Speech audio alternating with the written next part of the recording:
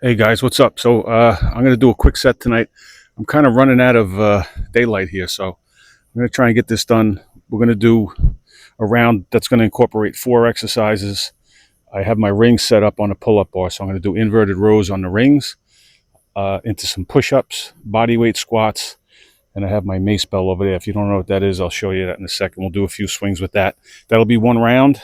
My intention is to try and get 10 rounds of that, but we'll see how this camera's looking and with the daylight situation. All right, I already warmed up. Actually, I had somebody ask me in a recent video about my warm-ups. Um, warm-ups or anything. It's just anything that's going to get your blood flowing, definitely get your heart rate up a little bit, warm up the body. Um, you know, People are always going to hit you with, you don't want to do static stretches before you work out. It's going to zap some of your strength and you just want to do dynamics. I don't buy into it. I've been doing all sorts of stretches for years and years. I've certainly never done a routine and said to myself, oh, gee, I wish I didn't do those static stretches before I started. I would have gotten a few extra reps. So it's what you enjoy doing, what's going to, you can't just walk in and start using tight muscles and cold muscles and throwing weight on them. And I mean, even body weight, right? Any type of resistance, because you're at a higher risk of some type of injury, pulling something if it's not a muscle, a tendon or a ligament or something like that. So normally it's going to be anything. It could be running in place. It could be, I'm here at home. I have an elliptical machine at home. It might be 10, 15 minutes on the elliptical machine, maybe 5 minutes even at that. Today I did some jumping jacks, running in place, knee raises and things like that. I always warm up my wrists. I'll do some wrist stretches. Shoulders, definitely. The shoulders are the linchpin of the upper body. So you always want to warm those shoulders up. I'm a big fan of the band. I do band pull aparts. I stretch my shoulders with the bands. I do shoulder circles. Any type of movement, guys, where you just, if you feel your heart rate going up and your body getting warmer and you're breaking a little bit of a sweat, then that's it. And again, static or dynamic. For those of you who don't know, static is something where it's like a static hold, where you're just stretching your muscle back and holding it in that position. And anything dynamic is just movement, right? It would be like arm circles or running in place or doing the jumping jacks. So I do a combination of everything. I pretty much start with my neck and work my way down my body.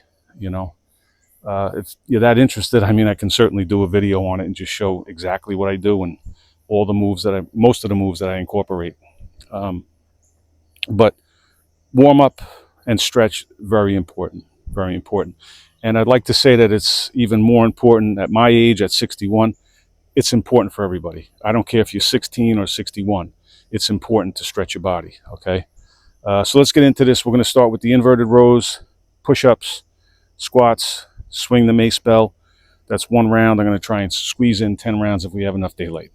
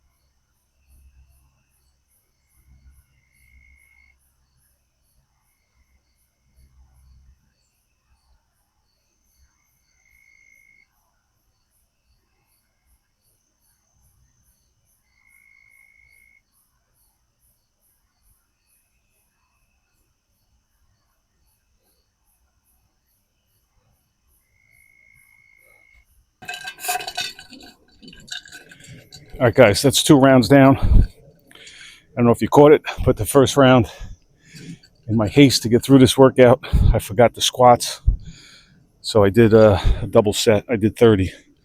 So what we're doing is 10 ring rows, 15 push-ups, 15 squats when I remember them, and 5 in each direction with the mace bell. Mace bell is a good, you talk about a warm-up, that's another, I'm incorporating it in the workout tonight, but the mace bell is another good tool that you could use as a warm-up, right? It's gonna warm up everything, your arms, your wrists, certainly your back and your shoulders. It's great for the upper body. So occasionally I do incorporate it, like tonight, I incorporate it in the workout. So that's the set, 10 rows, 15 push-ups, 15 squats, and 5 in each direction with the mace bell. With 2 rounds down, we're gonna hit round 3.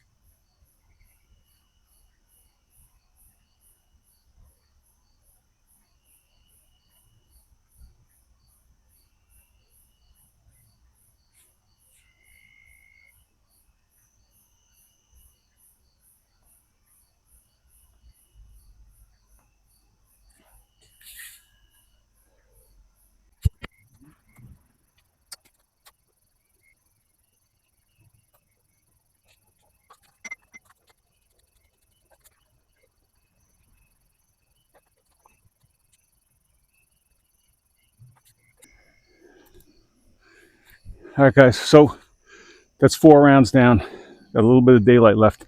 Hopefully we'll finish the 10. So this is a mace bell. For those of you that don't know, it's made of steel and it's got this weighted ball on the end. This one is the 10 pounder. They go in increments. I believe it's maybe 7, 10, we're talking pounds, 7 pounds, 10 pounds, 15, 20, 25, and 30, if I remember correctly. So you can get it on Amazon. I'll leave a link in the description. This is the one that I have now. Just be cautious. I mean, this is a 10 pounder. And when I first ordered it, I'm thinking, well, what's 10 pounds? Right? That sounds like nothing. But thankfully, I didn't get crazy and I stuck with it, because when you swing this, it's generating a lot of force. There's a lot of other exercises you can do with it. You can go on YouTube and find people that do mace bell workouts. Basically I just use it for the swings. Sometimes I'll incorporate it in some lunges. But anyway, when you hold this thing down at the end here, and even though it's only the head is only 10 pounds, it's a lot of force that you're generating as you're swinging it around, right? So it's going to put a lot of pressure on the wrists, on the forearms, on the elbows. So just be cautious if you're interested in getting something like that and then incorporating it in your workouts. I would start with a lower weight rather than get too ambitious from the get-go. Round 5.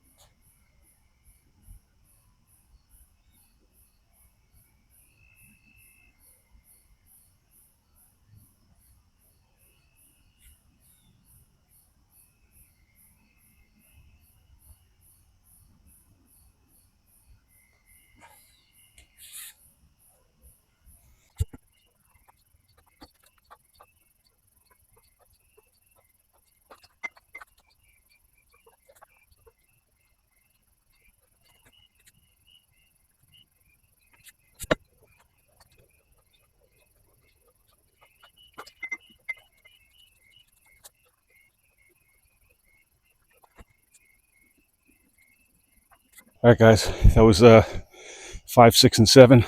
I'm going to jump in real quick. I'll do rounds 8, 9, and 10, and I'll come back and talk to you a little bit.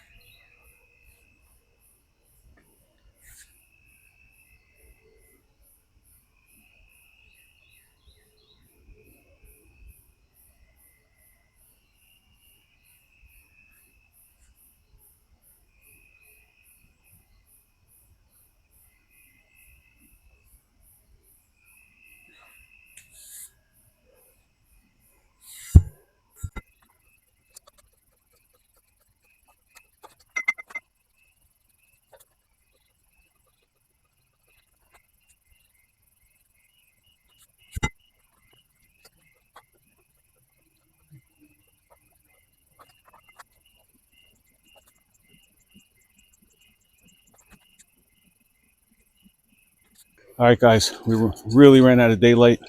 I apologize. It got a little late. I don't even know if you're going to be able to see those last few rounds, but we got a total of 10 rounds in, like I said, and we did 10 ring rows. One round was 10 ring rows, 15 push-ups, 15 bodyweight squats, and a total of 10 swings with the Macebell. So we got a total of 500 reps in. And I kind of painted myself into a corner because if you'd seen any of my other videos, I always talk about how when I do body weight workouts, I like to go as quick as I can without the rest periods.